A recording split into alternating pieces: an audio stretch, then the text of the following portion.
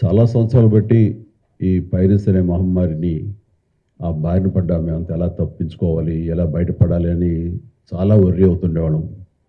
ఇది film industry మీద డైరెక్ట్గా, ఇండైరెక్ట్గా లక్షలాది మంది ఆధారపడి ఉన్నారు. ఇది ఏ ఒక్క స్టార్స్‌దో, పెద్ద డైరెక్టర్లదో, పెద్ద నిర్మాలతో కాదు ఇది.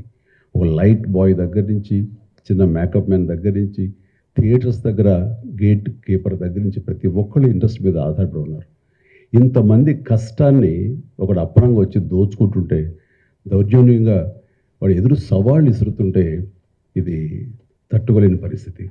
సో ఇలాంటి వాటికి మార్గం ఏమిటి, ఎలా బయటపడాలి అనే దాని మీద తర్జన భర్జన పడుతున్నటువంటి సమయంలో గత కమిషనర్ సివి ఆనంద్ గారి ఆధ్వర్యంలోనూ, అప్పుడు ఏఎస్పీ కవిత గారు, శ్రీనివాస్ గారు, వీళ్ళ అలాగే ఆయన వెళ్ళిపోయిన తర్వాత దాని తర్వాత మళ్ళీ ఇది ఇలాగే ఉంటుందా, ఇలాగే కుంటుపడిపోతుందా, ఇలాగే తెరమరుగైపోతుందా అనుకున్న సమయంలో సినిమా ఇండస్ట్రీ గురించి, సినిమా కష్ట నష్టాల గురించి బాగా తెలిసినటువంటి, అన్ని రకాలుగా కాచి ఓడపోసినటువంటి, ఎంతో కన్సర్న్ ఉన్నటువంటి వ్యక్తి మన సిపి సజ్జనార్ గారు.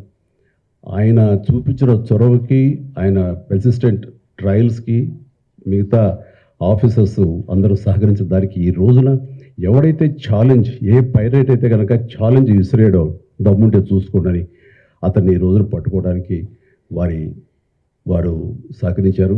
అది వారి మనస్ఫూర్తిగా వారిని, వారికి సహకరించిన ఆఫీసర్స్ని, కవిత గారిని, శ్రీనివాస గారిని, ఇతర మహేష్, మన సిఏఎల్ని, వాళ్ళందరూ కూడా మనస్ఫూర్తిగా పరిశ్రమ తరపు నుంచి, నా తరపు నుంచి నా అభినందనలు, ధన్యవాదాలు మనస్ఫూర్తిగా తెలియజేస్తున్న సందర్భంగా.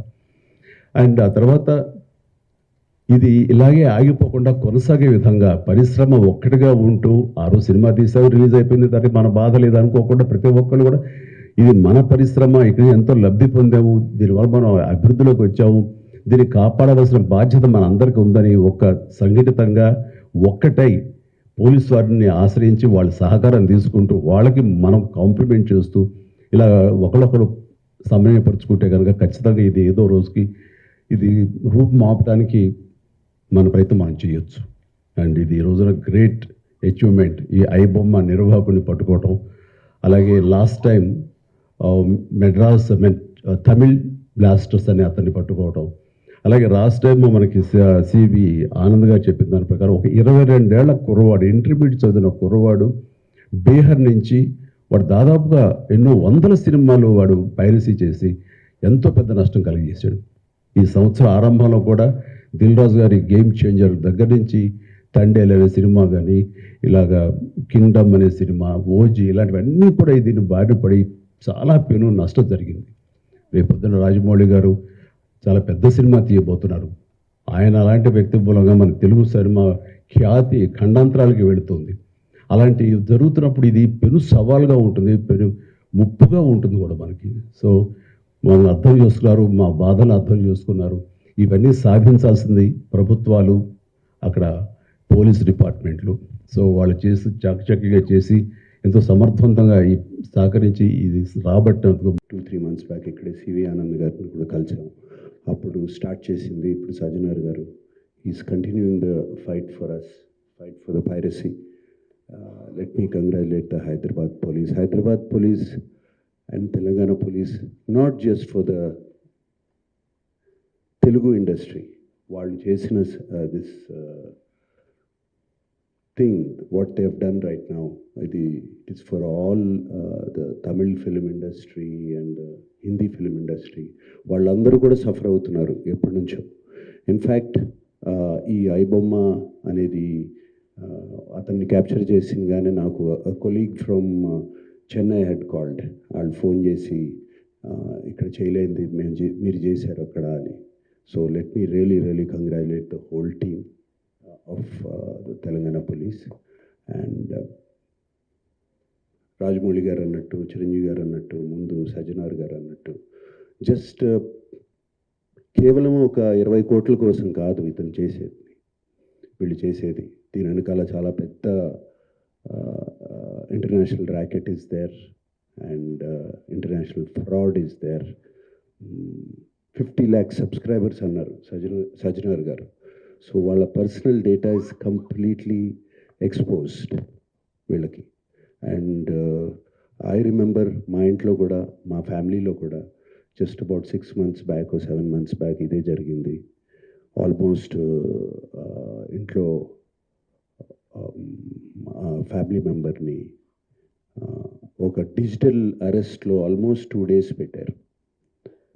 ఇదే సేమ్ ఒక ఆర్గనైజేషన్ ఇస్ డన్ సో, వాళ్ళు ట్రాక్ చేస్తారు, వీక్నెస్ చూసుకుంటారు, ఎలా పట్టుకోవాలి, వీళ్ళని ఎలా చేయాలి అని చేసి, and they have all the details, credit card account details, everything.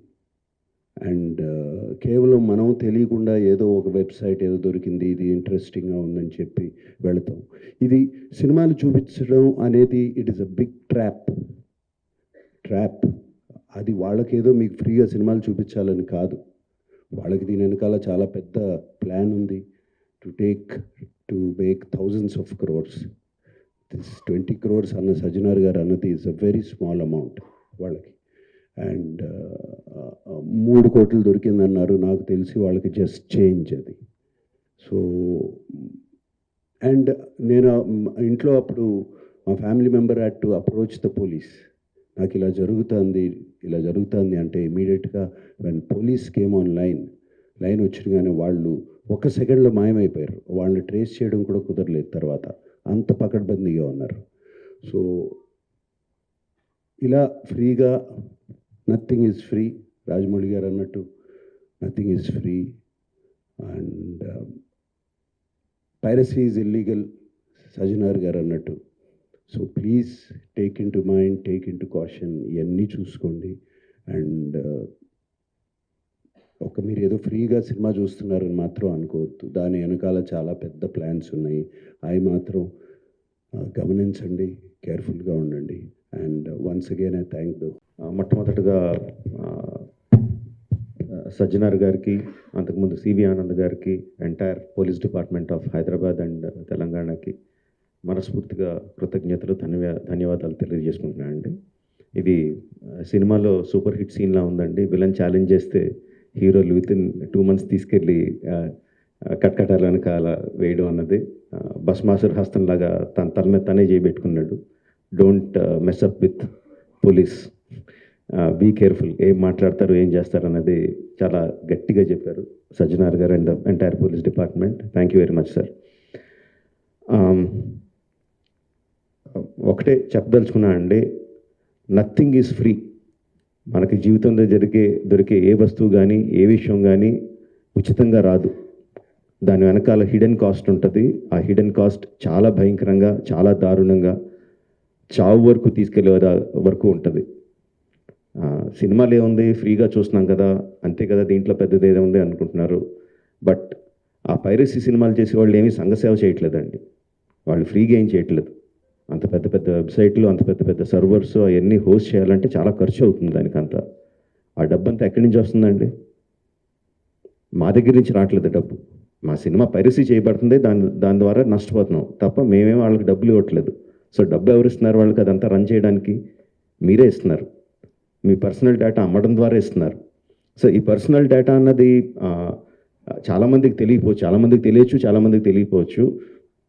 Simple thing, మీ పేరు, మీ ఫోన్ నెంబరు, ఆర్ మీ పేరు, మీ ఆధార్ కార్డ్ నెంబరు, ఆర్ మీ పేరు, ఆర్ మీ ఈమెయిల్ ఐడి, ఈ మాత్రం ఇన్ఫర్మేషన్ ఉంటే చాలండి సైబర్ క్రైమ్ కమిట్ చేయడానికి. అంటే అది ఒక రకం కాదు, అది కొన్ని వందల వేల రకాలుగా వాళ్ళు మీ ఇన్ఫర్మేషన్ని క్రిమినల్స్కి అమ్ముతున్నారు.